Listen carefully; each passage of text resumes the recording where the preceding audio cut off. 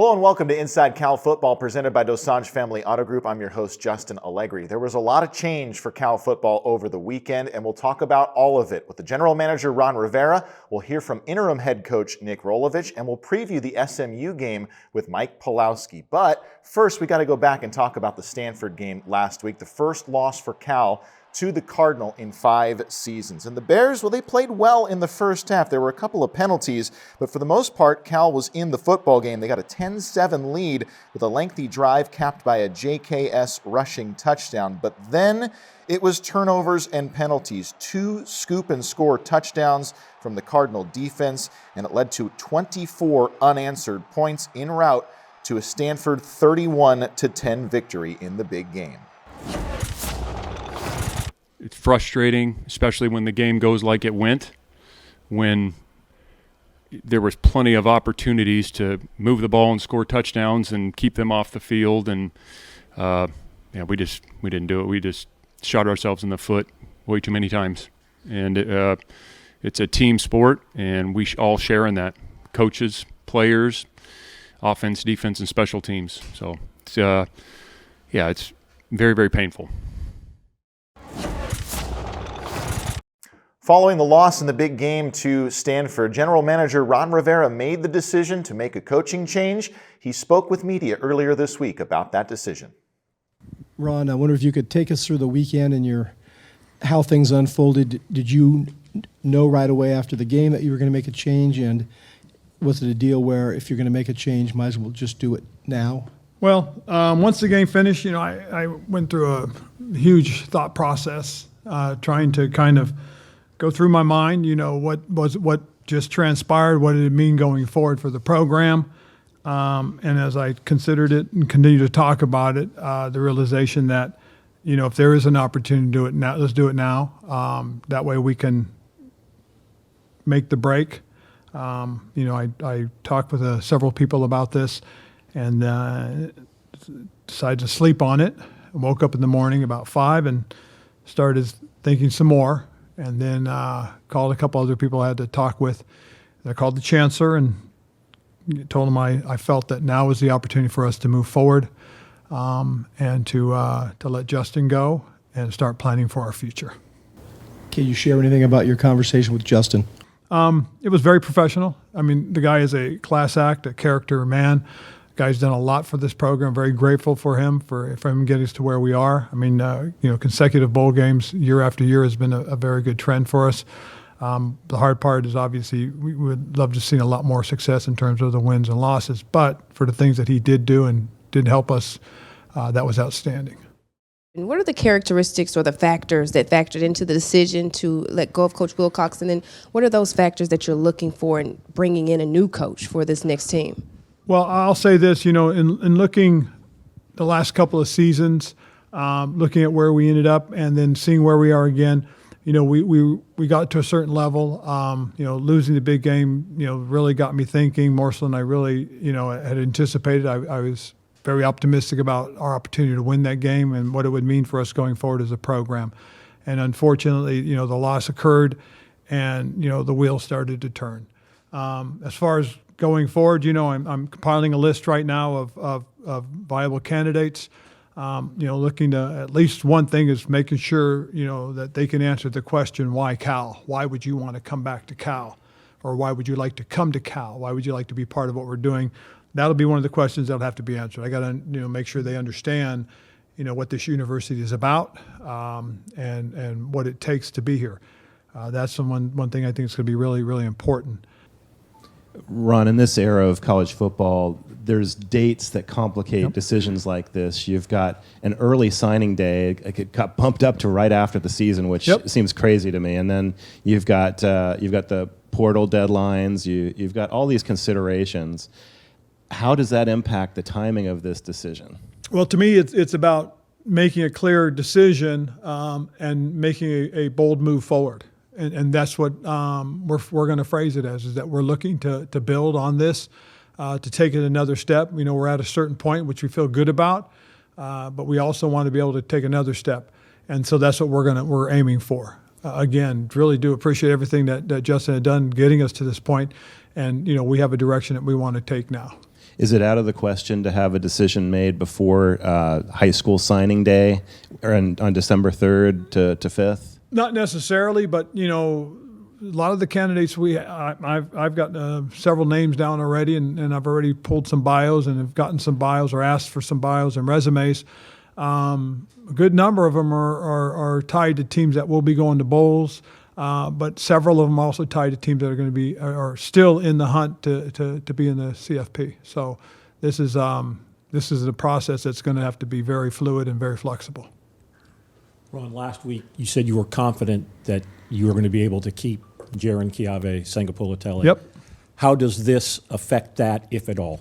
Well, I think the big thing and the key about it is you know, the understanding that what we're doing is best interest of the university.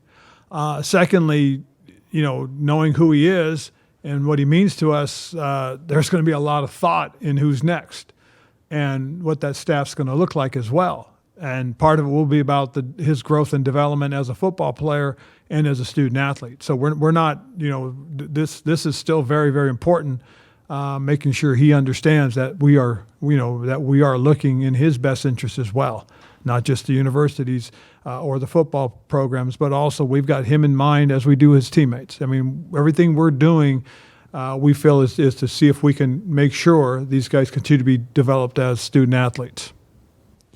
Ron, you talked about your conversation with the chancellor and the alignment you guys have had. Can you walk us through what was about it? Was it simply you saying, all right, this is the decision, or how much was it more of a sign-off versus a back and forth? No, it was a very good conversation and discussion. You know, he wanted to make sure that I'd been very thoughtful about what I was doing, that everything was considered or things that needed to be considered were weighed. So we had a good conversation, good discussion, and, you know, at the end of the day, when I gave the recommendation, he agreed. And but like I said, this was not something that was done very flippantly. This was done with some serious conversation, some serious intent, knowing what what was at stake. And again, it's something that I really do appreciate him being aligned with me in this. And then, understandably, you talked about the role the student athletes play in all this. How did they take the news, and how have you seen them respond? They took it hard. They really did. You know, again, as I said, Coach is a guy of high quality character, and the players do most certainly have, you know, sentiments towards him. A lot of these guys he believed in, gave them opportunities when other people didn't. Other guys he stuck by, even through some very hard times, difficult times. And again, those are some of the characteristics we're going to be looking for in our next head coach. Ron, I know you sort of just answered this, but when you addressed the players after the Justin news, did any of them come up to you and say, this is what we want more of or less of in the next head coach? I've had a couple conversations. I've also talked to a couple about getting together with me and answering those questions and having those questions asked. So it's going to be interesting in the next couple of weeks. Obviously, we're just trying to right now stay focused on getting prepared for SMU. And at some point, I'll get the opportunity to spend a little bit more time with these guys. And whenever we do start bringing in candidates, they will get opportunities to get up and ask questions. Like I said, I'm not sure if it's just going to be a committee or if it's going to be the entire team. How did you decide on Nick Rolovich as the interim coach? Well, one of the things that I've always believed in, and it's something that when this happened to me in Carolina, one of the things I discussed with David Tepper, the owner, was, you know, you want to keep your coordinators working on their specific job, because if you move one person, you got to move somebody else, and then somebody else has got to move. Let's keep those guys working. Coach Rolovich has had, you know, head coaching tenures and has been very successful with them. He's been a guy that's connected very well with our players, and I felt that this is probably the best opportunity and the best decision. That way, Coach can our two coordinators can focus on preparing and getting ready for the game. And Coach Rolo, who's, again, has this experience, could be somebody who could step in and continue to stay very steady with the ship. You've mentioned that, and you've put an emphasis on having a winning record and wanting that for this program. How do you feel that this has shaken up the team this week going into your last game that really has the possibility for that? Well, I think what it does is finds out about the character and poise of all of our players as well. I mean, adversity hits and it strikes at any time. How you handle it really also talks a little bit about who you are. So this is an opportunity for us also to gauge where we are in terms of that with our players and our coaches as well, and our staff for that matter. This is an important time for us, and we've got to be able to do things. And we just can't wait. I mean, I could have sat back and waited till the end, That would have been the easy thing. This is hard, what we're doing. It's very, very hard. And it's hard on Justin. It's hard on the players. It's hard on the staff, the coaches, everybody, because there's a big question mark for all of us. And it's hard on me. So what I did thoughtfully, also trying to figure out where we're going to go, who we're going to be next year. And that's important. We've got to have good answers. So what we'll get from what we see is where we need to go. If we see the type of performance I hope to get, that could be an outstanding thing and show us just the character and toughness of a lot of our guys. I'd like to believe they responded the way that you would expect young men to. You know, they took it very hard. They had a rough day yesterday as well. Today you start seeing them come out of it. I thought it was very businesslike, which is a plus. I thought the way Coach Rolovich and the coaches handled it is exactly what we're hoping, because these guys will come out of this. And, we expect them to come out and give their best effort is what we're hoping to see. All right, that was General Manager Ron Rivera following the coaching change earlier this week, speaking with media at his press conference. We'll step aside on Inside Cal Football presented by Dosanjh Family Auto Group, and we'll hear from the interim head coach, Nick Rolovich, coming up right after this. The Dosanjh Family Auto Group offers an exceptional sales and service experience to our customers. With 11 brands and 20 locations throughout the Bay Area, the Dosanjh Family Auto Group has Bear territory covered. Although we're a large dealer group, we strive to maintain the family-run business atmosphere and culture that started us off more than 20 years ago. Please visit CaliforniaCarOnline.com for more information. Welcome back to Inside Cal Football presented by Dosanjh Family Auto Group. Head coach Nick Rolovich had success at Hawaii and Washington State, and now he will be the interim head coach for California moving forward for the rest of the season. He spoke to media earlier this week. I got a chance to meet Coach Wilcox when we were in conference together, and I liked him then. Him giving me the chance to get back in college football, especially at Cal, as a Bay Area kid, I love that man, and I appreciate the opportunity that he gave me here. I loved how he treated people. I like him even more after being around him for a few months, and I think that is what most people say about him. And it was a great time to be around him. I enjoyed my time back with him. Thank Coach Rivera for trusting in me to lead this team. And if I get one day as the head coach at Cal, that's quite a blessing for me. Talk about how you see what you need to do in the next few days as this transition happens, and helping manage your players, their emotions, but at the same time preparing for a big game. Yeah, I think it was more managing their emotions, and especially Sunday was tough. Monday, there was still some, I don't want to call it a hangover because it was out of love, but there was some emotional hangover for a lot of guys. That's a tough thing for a young man to go through. For a guy that they had true love for, to not be there for him is a shock. They give so much to this program and to their teammates, and I think that was the emphasis Monday. I think we still got a little bit of that to monitor. But today I thought we took a step in getting ready for SMU. But that will be something that we'll have to be aware of and not just say, okay, we're past it. I think if people deal with things different ways, and I think we got to be aware of that as coaches. Do you expect it can motivate them in any way for Saturday? I think that's exactly what it should do, for the love they have for Coach Wilcox. And look, if I know anything about that man, he would love to see this team go out and play well this Saturday. And that's the best opportunity they have, I think, to really celebrate him as their coach. I wanted to ask you specifically, you knew Jaron before you came here. You have a pre-existing relationship to some extent. I expect you're probably going to play a key role in retaining him. And what are your thoughts on where you guys stand with him? I think he's very happy here. I think he's a wonderful young man. I think he wants to win. I think he'd like to make everybody at this university, including the fans, proud of the football team. And he's got an elite arm. He's a competitor. I think everyone in here kind of understands that. But he's still a young human. And being there for him if he wants to talk about it, if he wants to, cry, laugh, whatever, that's what I would like to do. If you could just take us back to Saturday, how did you experience that game in the immediate aftermath? It was my first big game. I don't know that I'd been in a game or I'd been in very few that had the same emotions throughout the game, in the crowd, pre-game. You see why it's properly named. That's the big game. And it was from both sides. There's a real desire to keep that axe. I think really until you get to experience it, I'd like it to have gone a different way and experienced it that way, but it really drives home how much it means to alums in both universities. And I think that's a really, really special thing for the Bay Area. And the crowd was great.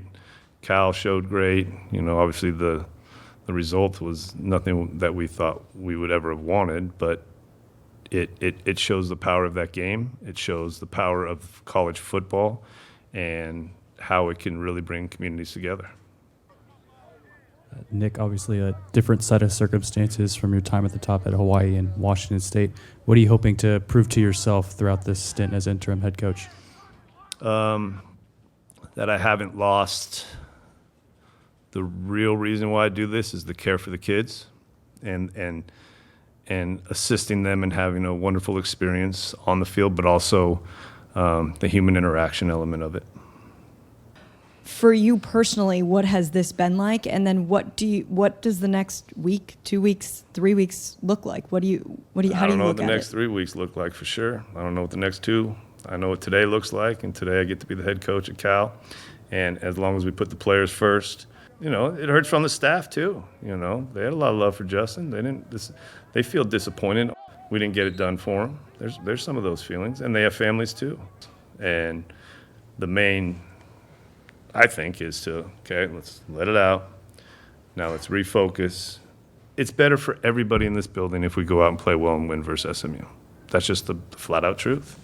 And that was hopefully the message I was able to get across to everyone.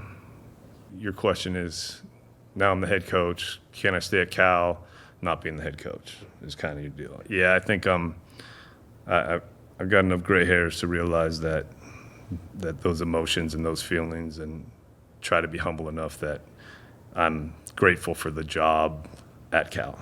And I get it. This is a coveted seat.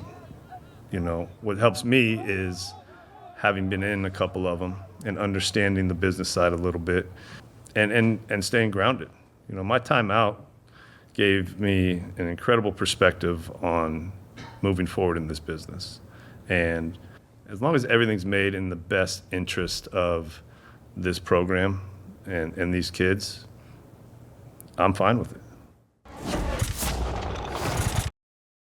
Nick Rolovich will be at the helm of the Bears this weekend for Senior Day against SMU. We'll talk about that game with Hall of Fame quarterback Mike Pawlowski when we come back on Inside Cal Football, presented by Dosanjh Family Auto Group. Welcome back on Inside Cal Football, presented by Dosanjh Family Auto Group. We're now joined by the Hall of Fame quarterback Mike Pawlowski, my good friend and partner. Thanks for joining us. There's been a lot going on this last week.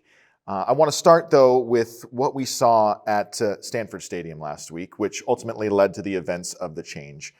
And just your perspective of that game and how it went down. At the time, during the game, I felt like there was a lot more blitzing, a lot more pressure that Stanford was bringing against Cal, because it felt like JKS was under duress all the time. Yeah.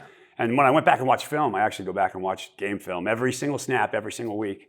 There was actually a lot more 4- and 3-man rushes that were effective getting home. Right. And so, and it wasn't as much pressure as it felt like during the game. It just felt like there was a lot going on. I'm sure it was for the team too.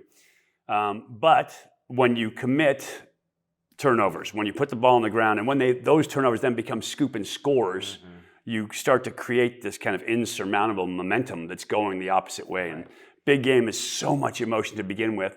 When I watch film, what it felt like to me is that everybody was so geared up in terms of, I'm going to go get this big game, which can do that. You can get this energy that's so heavy that they were too cranked. They were over cranked. And then when they started to put the ball on the ground, they started to turn it over, because defense was still great. It was 3-7 with like a minute and a half left to the half. They still had a chance, and then they put the second one on the ground. And Stanford scores that easy touchdown. And that just kind of starts the momentum going. Stanford got the run game going in the second half, big deal. And the Bears just were ineffective on offense, and that makes it really tough in a big game. When emotion is key, when emotion is pivotal, you can't generate that emotion if you don't have offense. Yeah, and it started to snowball there and certainly got out of hand. All right, we heard from Coach Rivera. We heard from the interim head coach, Nick Rolovich. I want to talk first about Rivera and some of his comments. You've been through coaching changes like this here at Cal. This is number eight. So it is an emotional time, especially when you still have a game coming up and a bowl game to be played. So I guess just your reaction to what we heard from Coach Rivera moving forward and the decision he had to make. Well, I mean, first and foremost, I have the same opinion. Justin Wilcox, you've worked with him. He was just such a good human being, right? So he's a good man. So you hate to see anybody lose their job, period. Justin is a high quality, high character human being. So you hate to see that. But as we've discussed time and time again, in this day and age of college football, results really matter because there's going to be a dance card in the next coming years. And you have to be on that dance card if you want to remain. And so, I feel for Justin, I feel for his family, I feel for everybody surrounding him. And you especially feel for the players. Ron hit it right because the players, you have to see your team as a family, right? You have this family unit of a team and you circle the wagons and these are our guys, these are our brothers. And then you lose your head coach and it's difficult. Emotionally, it's just really tough. And so you feel for them and you feel you need to allow that to happen. I talk about it in my book. The nervous system has to adapt. You have to be able to get some of those emotions out, but they also have a job to do. And so I think Ron hit it kind of right on the nail that you want to let them vent, grieve, do their thing, but also they have to be able to refocus on the game coming up. Yeah. And so the quicker that you can kind of deal with this, not that you're going to get through it, but the quicker that you can deal with it and kind of allow it to be part of your growth, the faster you can move on to play football. Yeah, and I think what he was commenting about too, there's no perfect timing for something like this. And he thought a lot about it and then ultimately made the decision to bring in Coach Rolovich in the interim. Coach Rolovich had some similar comments that you're echoing here with the emotional side of it, right? Because these players were brought in by Coach Wilcox. They had a connection to Coach Wilcox. But Coach Rolovich is saying basically, look, we got to mitigate the emotions more so than the play coming up, and then try to figure it out from there. And what were your thoughts on that? Yeah, so these players have been practicing the game all year long, right? And in the best of times you practice the game, you can still make mistakes, but in emotional times, sometimes you actually reframe where you can dial in even better. And so allowing them to feel the emotion, but to not be overwhelmed by it, I think is key.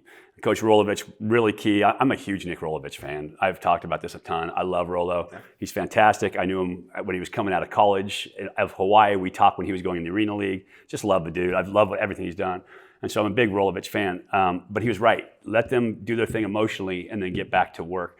But it's really an opportunity to grow. When you face adversity, when you face that kind of stress, the way that you deal with it helps you in the future, helps your growth. And they have a chance now, based on this, to be the difference makers. They have the chance to be the team that changes the tide. Sure. And if they can handle this emotionally, if they can deal with this in a professional way and be part of the program here at Cal, they can be part of something really special. Yeah. And Rolo is handling it, I think, really well as the interim head coach. Well, and there's still a game to be played and there's still a bowl to be played. So real quick, your thoughts on SMU, a team that with a win, they're in the picture for the ACC championship game, and a team that has a very good defense coming into town. Very good defense, great defensive front. They went out and got the best players that money could buy. And because you can do that in college football now. They care about that program, boy, like it means something. I went down there for spring ball. My buddy Scott Natty's down there. Their cupboards are full. They got some players. They have a fantastic quarterback in Kevin Jennings. He is a phenomenal football player. And so the Bears are going to have to be on it on offense. Coach Harson's got his work cut out for him in terms of getting play scheme, design, play calling set up. And then defensively, you got to find a way to get after Kevin Jennings without flushing him, because his legs can hurt you as bad as his arm. He's a great passer, but he can run it too. And so it is a huge test.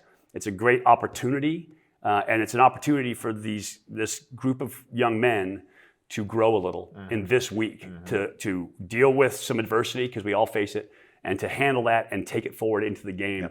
And then use their performance on the field to make a statement. All right, Hall of Fame quarterback Mike Pawlowski, thanks for taking time with us. Always good, brother. Good to Love see coming you. in to see you. All right, that does it for this week's episode of Inside Cal Football, presented by Dosanjh Family Auto Group. One final game at home at California Memorial Stadium on Saturday against SMU. 5 o'clock kickoff on ESPN2 and 8:10 a.m. We'll talk to you this next week. That does it for this week's episode. So long for now.